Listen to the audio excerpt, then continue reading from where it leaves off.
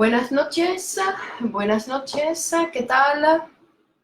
Bueno, vamos a seguir nuestra lectura de la interpretación de los sueños. Estamos en la segunda parte, hemos hecho ya la primera parte, estamos en la segunda parte que se llama los procesos, ya no me acuerdo cómo se llama, los procesos oníricos, los procesos psíquicos oníricos, o no, porque es los procesos, ¿cómo se llaman? Vamos a ver, la primera parte, entonces habíamos visto que se trataba del método de interpretación de los sueños, el sueño es como una realización de deseos, el trabajo del sueño, material y fuente, y entonces estamos, bueno, aquí no es, este no es el libro, y estamos en los procesos, ¿cómo es? Porque no me acuerdo. Vamos a decir, pero aquí es, no me acuerdo. Los procesos, ahora, claro, quiero encontrarlo, quiero descubrirlo, porque claro, los procesos, psicología de los procesos oníricos, claro, quería empezar por el revés. Entonces, estamos en esa segunda parte que digamos que es la parte realmente teórica de la obra de Freud, donde nos está hablando del aparato. Hasta ahí nos ha hablado que en el sueño se realiza un deseo y que ese deseo tiene sentido, o que el sentido es un deseo. Y ahora va a volver a retomar eso de la realización de deseo. Entonces, tenemos que recordar que ese deseo que se realiza, recordemos que es una realización alucinatoria. Esa realización se realiza, el deseo siempre se realiza en presente. Ya nos lo ha dicho en el capítulo anterior sobre la regresión, siempre es en presente, pero se presenta como realizado, es decir, que está realizado, pero en el aparato psíquico, en la vida psíquica del sujeto. Es decir, que no hay huella en la realidad, no se ve. ¿Ok? En todo caso, si uno sueña y que después va a sesión para contar sus sueños, ¿no? Pues ahí iremos viendo que ha soñado para poder contarlo. ¿Okay? Entonces, que tenemos esas dos realidades, una realidad objetiva y material, y por otro lado tenemos esa realidad psíquica, ¿no? Que no tiene efecto. Después también habíamos visto en el primer capítulo de esa segunda parte de la interpretación de los sueños, de la psicología de los procesos oníricos, donde hemos visto en el olvido de los sueños que viene realmente a sorprendernos, para decir poca cosa, digamos, a dar vuelta, a revolucionar nuestra manera de pensar.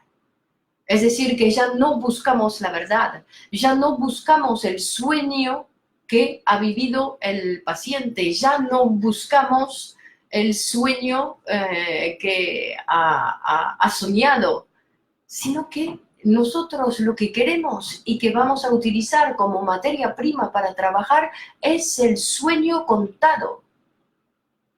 Y eso va a ser para el sueño como para cualquier relato del paciente. No es que nos interese particularmente los sueños. Freud dice que utiliza los sueños porque el sueño es un mecanismo donde se ve muy bien todo el proceso. Es decir, todo el proceso de construcción del sueño lo puede utilizar ¿para qué? Para enseñarnos cómo funciona el aparato psíquico, que es lo que va a hacer en la interpretación de los sueños, hablarnos de nuestro aparato psíquico. Si algo que no han hecho en la escuela, que ni se han preguntado por que quizás vendría muy bien que supiésemos cómo funciona nuestro aparato psíquico y nunca hemos tenido clases de eso. Pues ahora está muy bien que sepamos, que vayamos aprendiendo cada uno a su manera, a su ritmo, cómo funciona nuestro aparato psíquico. Porque estamos determinados por nuestro aparato psíquico. Así que conviene saber un poco cómo funciona. Después nos va a explicar que ese aparato psíquico pues, se divide en instancias y que esas instancias tienen relación entre sí, pero tienen una relación particular. Es decir, por un lado está el inconsciente, que se separa de una manera totalmente impermeable de las otras instancias, que por otro lado está el preconsciente y el consciente. Y dice que el preconsciente es una instancia donde puede aparecer lo que fue olvidado. Es decir, lo que estuvo alguna vez en la conciencia puede volver a aparecer en el preconsciente. Pero del inconsciente solo sabremos de los efectos. Por ejemplo, por el sueño. ¿Ok? El sueño produce, ¿no?, un relato en la conciencia y eso es lo que nos va a hablar del inconsciente. ¿Okay? Entonces habíamos visto que en los capítulos anteriores, o los primeros capítulos de la interpretación de los sueños, Freud nos hablaba y nos decía que el sueño en el inconsciente se reduce a un deseo, que pasa y que llega hasta la conciencia. Y para poder hacerlo, para poder llegar hasta la conciencia, pues tiene que deformarse. ¿Y cómo se desforma? Deforma mediante los mecanismos del aparato, que son el desplazamiento y la condensación. ¿Ok? Y que al paso va a tomar elementos del preconsciente para llegar hacia la conciencia. Es decir, que vamos a ver que el inconsciente es energía, es un motor, es energía, ¿no? Es lo que vamos a ver principalmente en ese capítulo. Pero recordemos antes lo que pasó en el capítulo anterior, como si de una serie televisiva se tratase. Porque en el capítulo anterior Freud nos explicó, ya por un momento, ¿no?, porque ya tenemos inconsciente, preconsciente, conciencia. Y por otro lado dice el aparato, ¿no?, ese aparato tiene un polo sensible donde recibo la información, percibo la información del exterior, y un polo motor. Es decir, que la energía tendría que pasar por ese aparato que hemos visto en el capítulo anterior. La energía pasa por ese aparato y sale con una acción. ¿Ok? Eso sería el movimiento, digamos, en la vida diurna. Pero claro, ¿qué pasa cuando dormimos? Pues cuando dormimos ya el acceso a la motilidad está cerrado. Ya no puedo, entonces cuando la energía pasa, ¿qué hace? Cuando ve que las puertas están cerradas, pues vuelve, regresa, vuelve al polo sensible. ¿Okay? Y en ese movimiento, en ese volver, digamos, en ese volver, donde va a ir a buscar algo, claro, porque siempre el movimiento es para buscar algo, va a pasar por las huellas mnémicas, donde se va a encontrar recuerdos del día anterior y donde se va a encontrar con recuerdos de la pequeña infancia, bueno, ni pequeña ni grande, de la infancia. ¿Okay? Y entonces, por ejemplo, ¿no?, Menaza en el libro verde da un ejemplo así bastante didáctico que está muy lindo, que dice, por ejemplo, paso por una pescadería y digo, ¡qué olor a mar! Dice, ¿pero de qué mar? ¿Te ven que ahí tengo que ir a la memoria? Tengo que volver a la huella, a alguna huella. Y sobre esa huella me puedo asociar con otra huella. Ya estoy delirando. Ya me he ido. Es decir, que delirar, quiero decir, me he ido de la realidad, he salido de la realidad. Es decir, que el intento en el sueño, el intento de llegar a la identidad de percepción, es decir, a esa primera vez que vi el mar, a esa primera vez que me hablaron del mar, a esa primera vez que imaginé el mar. Esa es la identidad de percepción y a eso yo voy a querer ir. Y ese proceso, dice Freud, siempre es alucinatorio. Pero en el camino me encuentro con otras cosas. ¿Okay? Porque esa identidad de percepción, como habíamos visto, ya no existe, ya ha desaparecido. Bueno, entramos en el capítulo La realización de deseos. Entonces, en ese capítulo, Freud va a empezar recordándonos lo que decía Aristóteles, que decía que el sueño no es sino la continuación del pensamiento durante el estado de reposo. ¿No? Decía Aristóteles. Entonces dice Freud, ¿no?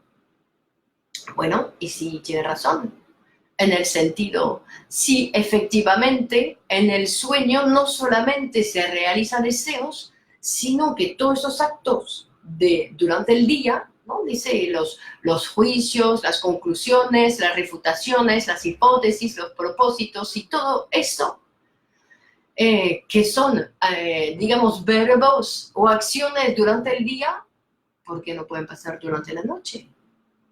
O solamente, ¿por qué va a ser solamente una realización de deseo?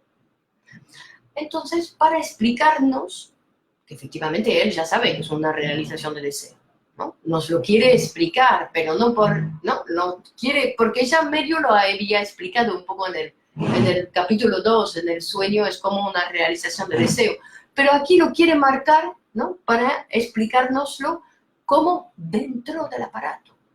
Ahora nos viene a explicar las bases de cómo funciona nuestro aparato. Y entonces nos va a hablar de los deseos insatisfechos y de los deseos reprimidos y de los deseos inconscientes. Es decir, que nos va a hablar de 3 tipos de deseos.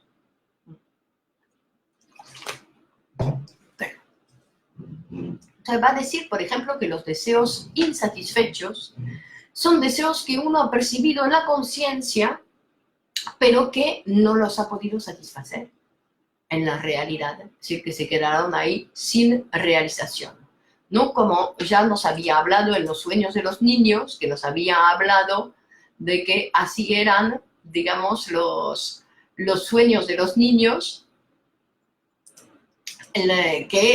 por ejemplo, cuando hablaba de la niña de Freud, Ana Freud, cuando quería que le habían puesto a dieta porque había estado mala, entonces durante un día le habían dicho que solamente iba a tomar un poco de caldo. Y entonces, claro, habrá fantaseado la niña que se comía todo tipo de cosas, porque al día siguiente fue a ver a su padre y dijo, no sabes todo lo que me comí anoche. Fresas, caramelos, ¿no? Y hace todo fresas, frambuesas, así, y además con el nombre de Freud, ¿no? Era fresas, frambuesas, Freud.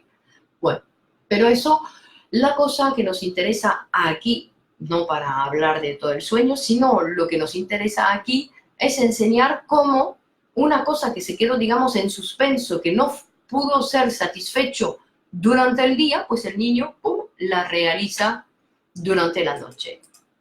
Donc, buenas tardes, Maribel. Es decir, que los sueños infantiles demuestran ese mecanismo de satisfacción con bastante a menudo. Pero nos va a decir que un deseo insatisfecho no tiene fuerza para fabricar un sueño. O sea, dice, tenemos que pensar en otra cosa. Y dice que sin el deseo preconsciente, si el deseo preconsciente no quedase robustecido por otros factores, no se fabricaría el sueño. Es decir, que es necesario para la fabricación de un sueño del deseo inconsciente, del motor, digamos, ¿no? Del motor.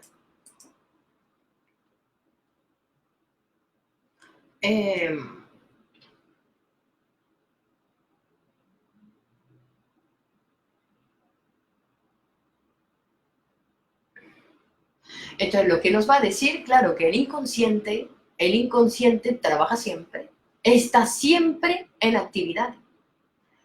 Es decir, que está siempre en actividad y no solamente siempre en actividad, sino siempre dispuestos a conseguir un camino para expresarse. ¿Se acuerdan que decíamos que el inconsciente no juzga, no calcula, solo le interesa transformar? Pues ahí. Es decir, pillar algún lugar donde un camino para poder llegar hasta la conciencia, que es lo que le interesa. Entonces, con el sueño, pues lo consigue. ¿Y cómo hace? Pues va a pillar, digamos, el deseo insatisfecho y se va a meter, va a desplazar su energía y la va a pasar al deseo insatisfecho para que se pueda realizar ese deseo insatisfecho durante el día, ¡pum!, se pueda realizar, por ejemplo, durante la noche. Es decir, que el deseo inconsciente, ¿qué hace? Transferir su energía. Transfiere su energía a una representación que se preste, digamos, ¿no? Y ahí nos va a hablar un poco de lo que es ese motor inconsciente, que nuestro inconsciente va a decir que siempre está en actividad, porque es como un deseo que tenemos que pensar como inmortal.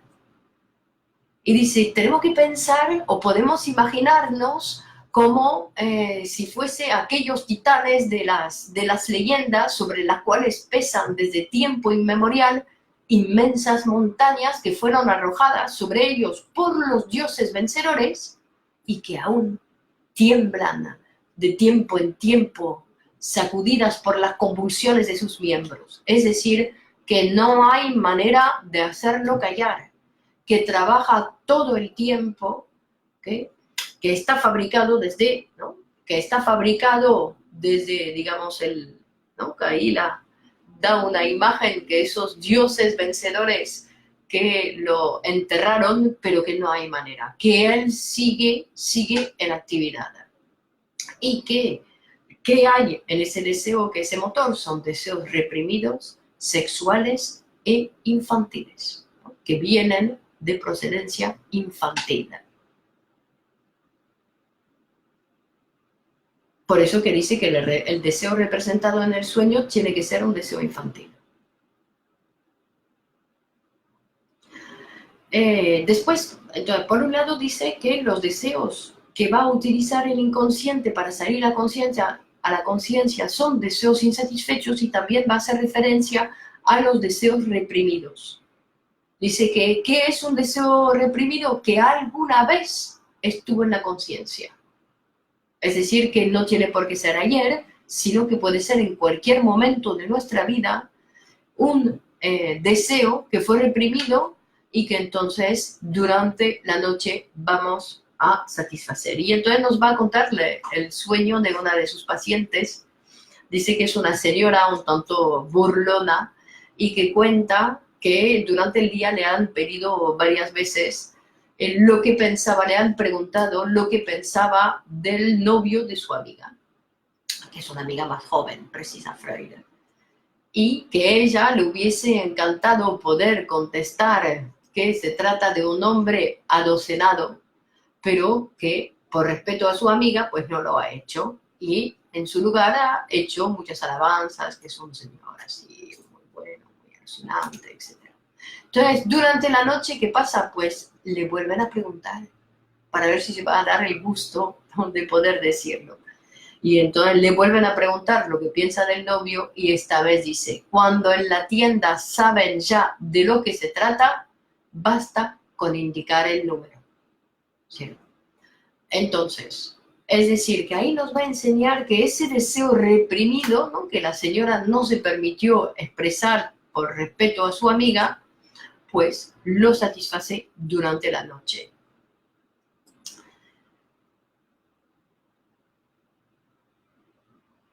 Entonces vamos a ver que esos deseos reprimidos y esos deseos insatisfechos van a ser deseos, digamos, que el deseo inconsciente va a utilizar para expresarse en la conciencia.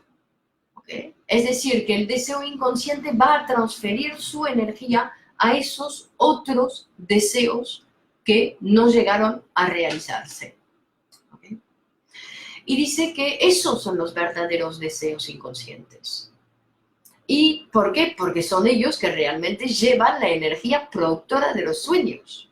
Y no solamente llevan la energía productora de los sueños, sino que llevan la energía productora de los delirios, del pensamiento normal, de la reflexión, del recuerdo y también de la poesía. Es decir, que todo eso hace parte, ¿no?, de esa fabricación, digamos, de una alucinación. Bueno, de la poesía por lo menos nos quedamos con algo. Si no escribimos, pues ahí efectivamente son todo alucinación. Nos quedamos en un mundo, ¿no?, fantasmático, una producción de películas que solamente nos sirve a nosotros y donde no producimos nada. Por eso que después Freud va a decir, no sé si viene rápido, bueno, voy a seguir un poco las notas para no irme por las ramas.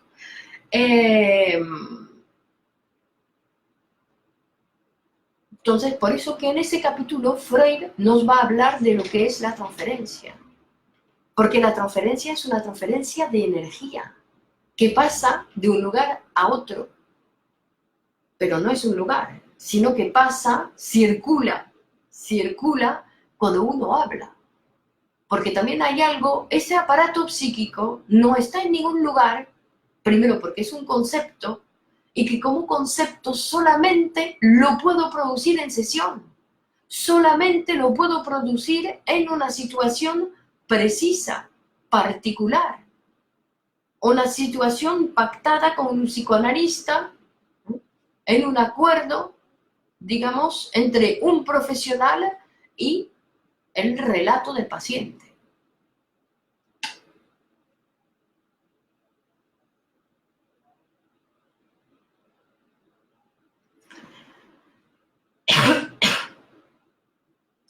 Ahí nos va a dar un ejemplo, ¿no? Un ejemplo para la vida cotidiana, para ver si podemos entender mejor eso de cómo el deseo inconsciente, qué hace el deseo inconsciente. Y entonces dice, imagínense que hay, para la realización del sueño, es como si hubiese un dinero. Necesita un socio capitalista que corra con los gastos, dice Freud. Y claro, el socio capitalista, ¿quién es? El socio capitalista es el deseo inconsciente, que va a colocar su energía en esa idea, ¿no?, para explotar ese deseo insatisfecho durante el día anterior, por ejemplo, que va a utilizar para salir, para producir un sueño, un relato del sueño para el psicoanalista, por ejemplo. También nos va a hablar aquí en ese capítulo, va a hacer referencia, aunque después lo trabaja bastante más en el capítulo siguiente, es decir, el martes que viene lo veremos, que habla de los sueños de angustia, de los sueños displacientes, que son también sueños, que nos va a decir que son también sueños de satisfacción, de realizaciones de deseos.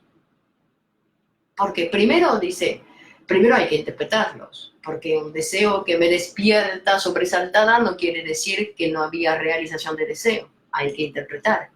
Pero por otro lado dice, hay sueños displacientes que también podemos interpretar como sueños punitivos. Y dice, tenemos que pensar que estamos añadiendo algo nuevo a la teoría del sueño, dice. Porque dice, aquello que en ellos queda realizado es igualmente un deseo inconsciente, el de un castigo del soñador por un deseo ilícito reprimido. Es decir, que ahí ya nos cuenta el deseo que se realiza en el sueño es un deseo sexual infantil reprimido. Cuando me despierto, porque no puedo, bueno, lo veremos en el capítulo siguiente, como en la serie televisiva, es decir, que iremos viendo el martes que viene un poco qué pasa con los sueños de angustia, los sueños, las pesadillas. Entonces, dice que el acto de pensar, y eso es muy importante, el acto de pensar no es otra cosa que la sustitución del deseo alucinatorio. Es decir, que pensar es regresar. Es decir, es alucinar. No es pensar una realidad exterior, no es pensar no, voy a pensármelo, lo que se dice. Si realmente hago eso y que me lo pienso así, estoy fuera de la realidad, estoy alucinando. Por eso decimos que pensar es hablando, conversando con otros, para ayudarme a pensar, ¿no? Nada mejor que en el diván de un psicoanalista para ayudarme a pensar mi situación. Y por otro lado, también pensar es escribir. Es escribir, porque si no hay algo exterior, no doy lugar al polo motor, porque ahí el polo motor tiene que salir. Si la energía entra, tiene que salir. Si no duermo, tiene que salir. O por la palabra o por la escritura. Si no sale, alucino. Alucinar quiere decir delirar. Imaginar que uno está en otro lugar, ¿no? Y dice que, claro, el deseo inconsciente es el único que tiene la fuerza y el deseo real para incitar al trabajo al aparato psíquico. Porque cuando tenemos un sueño es el resultado de un aparato, como pensaba el pastel de un pastelero. Aquí el soñador tiene un sueño. Es decir, que tenemos la fabricación de un producto y que el que ha puesto toda la energía para la realización de eso es el inconsciente. Después hay obreros que participan en la fabricación, hay varios mecanismos que entran, ¿no? Hemos visto que está el desplazamiento, la condensación, la puesta en escena, la elaboración secundaria, está el mecanismo de regresión que también entra en juego para la fabricación del sueño. Entonces, en el capítulo anterior, el capítulo de la regresión, habíamos visto que Freud hacía referencia a la regresión como la asociación, la posibilidad de la asociación libre. Es decir, que aquí vemos que estamos con los dos elementos, los dos conceptos teóricos de la técnica psicoanalítica. Así que la técnica que se va a utilizar, ¿no? Hemos visto que el método es de interpretación y la técnica es la asociación libre en transferencia. Y la asociación libre es en transferencia porque no puede haber asociación libre si no es con la transferencia. También eso es lo que nos va a decir. Es decir, que hay, ¿no? Que dice que la asociación libre, el paciente regresa y cuando regresa no tiene otro remedio que transferir.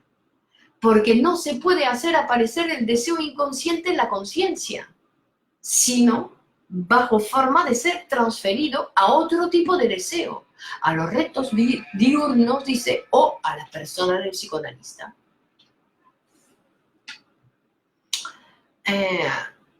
Entonces dice que la asociación libre entonces va a permitir el encuentro con la representación. Porque dice, cuando asocio libremente con, por ejemplo, los restos diurnos, los recuerdos cercanos, los recuerdos lejanos, los recuerdos infantiles, los deseos insatisfechos, los deseos que alguna vez estuvieron en la conciencia, siendo reprimidos, y que fueron rechazados por causas morales, dice, éticas o ideológicas. Entonces el paciente va a asociar, es decir, que va a ir de huella amnémica en huella amnémica en huella amnémica, ¿no? Va a pasar de una huella a otra, hasta que se va a detener. Y ahí dice, cuando se detiene, digamos, cuando se ha transferido hasta la primera vez, ¿no? Dice, claro, que no existe, pero tenemos que pensar, dice que cuando hay detención es como si hubiese llegado a la primera vez. Y nos explica Freud que la distancia que queda entre la huella mnémica y la huella mnémica que es en la memoria y la identidad de percepción que se perdió para siempre, dice, esa distancia solo puede ser cubierta por la interpretación psicoanalítica. Es decir, que es ahí donde vemos que la interpretación psicoanalítica construye, que para hacer una interpretación psicoanalítica tendrá que interpretar contenidos inconscientes que han sido transferidos. Y nos va a decir que toda interpretación es la desarticulación de una articulación incestuosa, ¿sí? Que es el motor, ¿no? El motor primero es eso. La energía de base es el deseo sexual infantil reprimido. Además dice, ¿no? Recuerda que el psicoanálisis solamente se ocupa de eso, de esa sexualidad reprimida. No se ocupa de toda la sexualidad, solamente se ocupa de la sexualidad reprimida.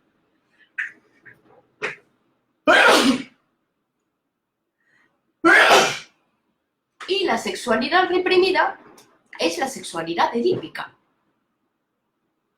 ¿Ok? La sexualidad edípica.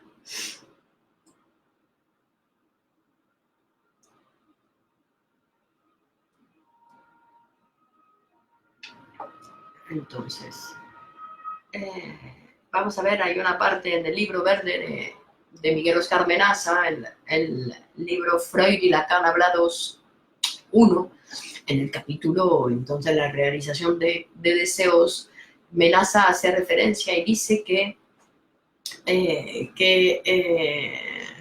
mediante la asociación libre, que mediante la interpretación psicoanalítica, lo que hace el psicoanálisis es cubrir una laguna humana inconsciente para el hombre actual. Y lo explica así, porque es muy interesante. Dice, la teoría copernicana que saca al hombre del sometimiento que tenía ¿a qué? A la teoría anterior. La teoría anterior, que en aquel entonces era la teoría ptolomeica. Pero cuidado, hay gente que sigue viviendo con la teoría ptolomeica. O sea, hay gente en el planeta que sigue pensando que es el Sol que gira alrededor de la Tierra. Viven en un mundo.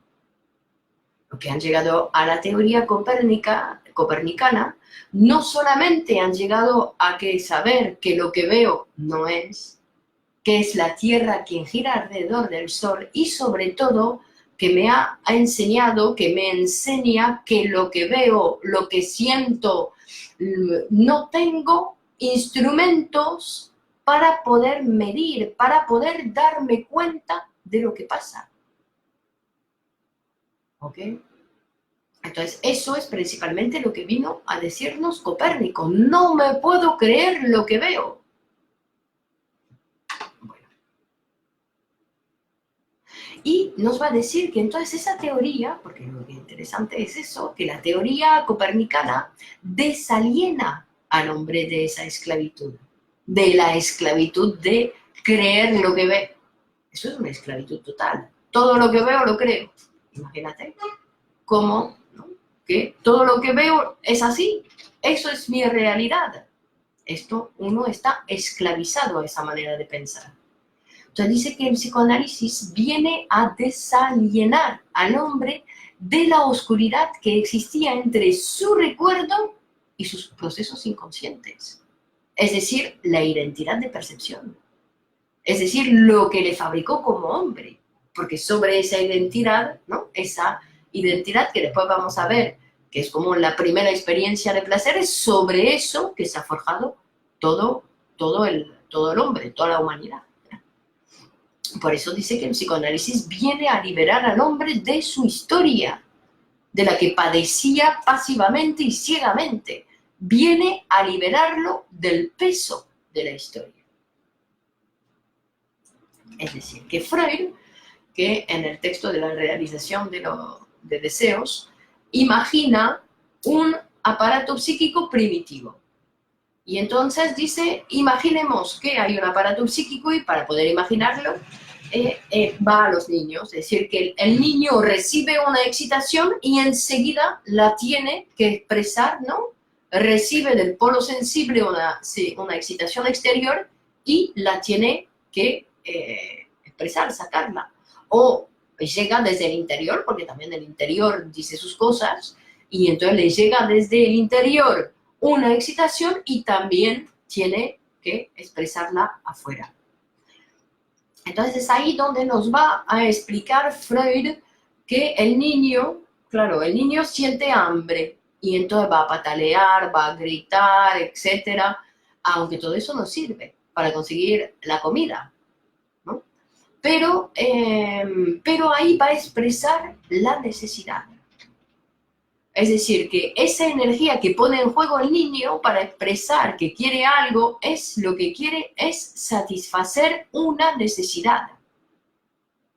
Es decir, que vamos a llamar necesidad a lo que sacia cuando aparece el objeto. Es decir, tiene hambre y de repente viene el pecho con la leche caliente a saciar ese hambre.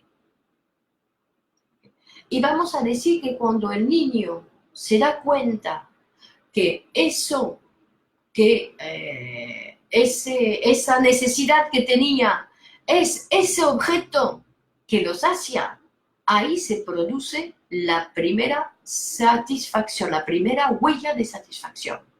Porque lo mismo ahí, ¿no? La percepción lo tiene, dice, eso es la satisfacción, y ¡pum!, lo tiene que memorizar.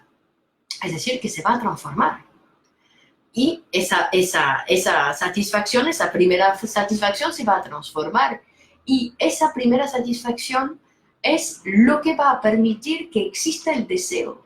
Es decir, que a partir de ahí el ser humano, su deseo va a ser siempre volver a esa primera experiencia de satisfacción, donde estaba cubierta la necesidad. Por eso que decimos que el deseo está montado sobre la necesidad. Es decir, que el deseo parte de una primera experiencia de satisfacción de necesidad.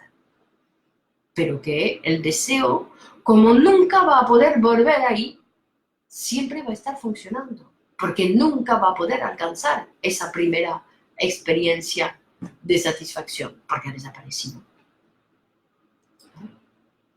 Pero va a ser el motor. Y como sabemos que el ser humano nunca renuncia a algo que le dio satisfacción, pues así toda la vida, buscando una satisfacción imposible, buscando algo que no existe y que nunca existirá, y sin embargo es el motor. ¿Ok? Entonces, es el motor, es nuestro motor. Si dejamos de ir a buscar esa cosa que no existe, que nunca vamos a conseguir, que nunca nos va a satisfacer del todo, pues si dejamos nos morimos. ¿Okay? Entonces eso también es algo interesante, porque eso nos viene a decir que lo que nos mantiene en vida es nuestro aparato psíquico, no nuestro corazón, que es indispensable, imprescindible, pero no es él el motor. El motor es el aparato psíquico. Bueno.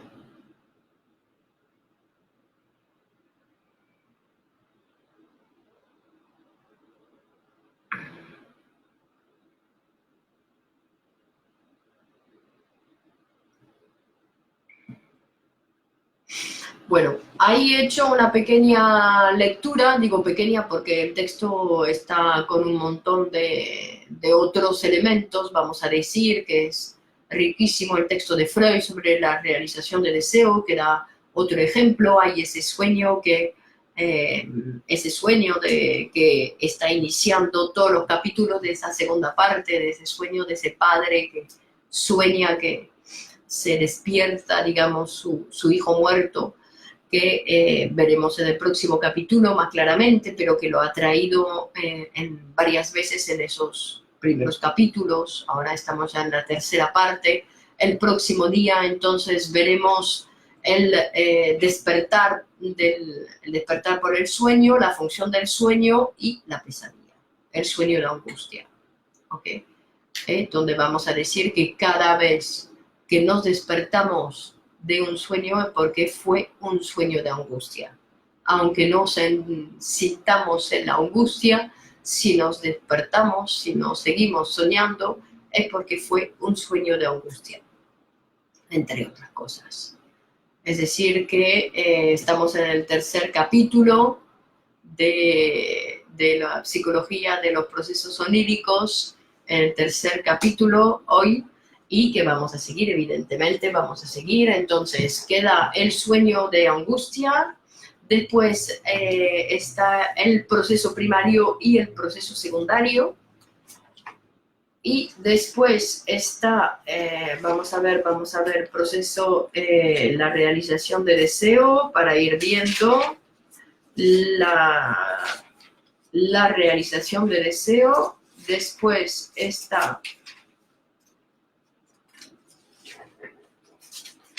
bueno, nos quedan como el proceso primario y el secundario, la represión, así muy interesante, nos queda la parte de la represión. Y después tendremos, gracias Elena, y después tenemos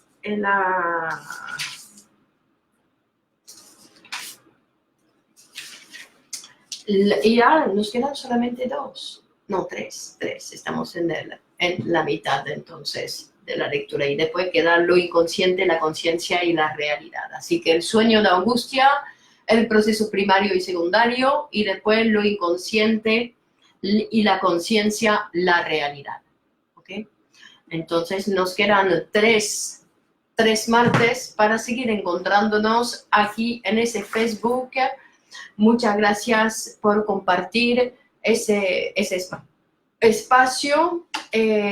Bueno, que podemos estar contentos de hemos empezado la lectura de la interpretación de los sueños, creo que en agosto o en julio, y todavía estamos aquí trabajando el texto. Muy bien, entonces les aconsejo leer el texto para el próximo día, que está muy bien, porque así reconocen, está muy bien, y quizás además pueden llegar a tener preguntas, y nos vemos entonces el martes que viene, que será el 7 o 8, el 8 de octubre, aquí a la misma hora, a las 21 horas, en ese Facebook de Sigmund Freud, cursos de psicoanálisis. Y antes de terminar, para los que están interesados, abrimos y empezamos este jueves con la doctora Elena Trujillo un curso de iniciación, vamos a decir, de iniciación al psicoanálisis. Curso introductorio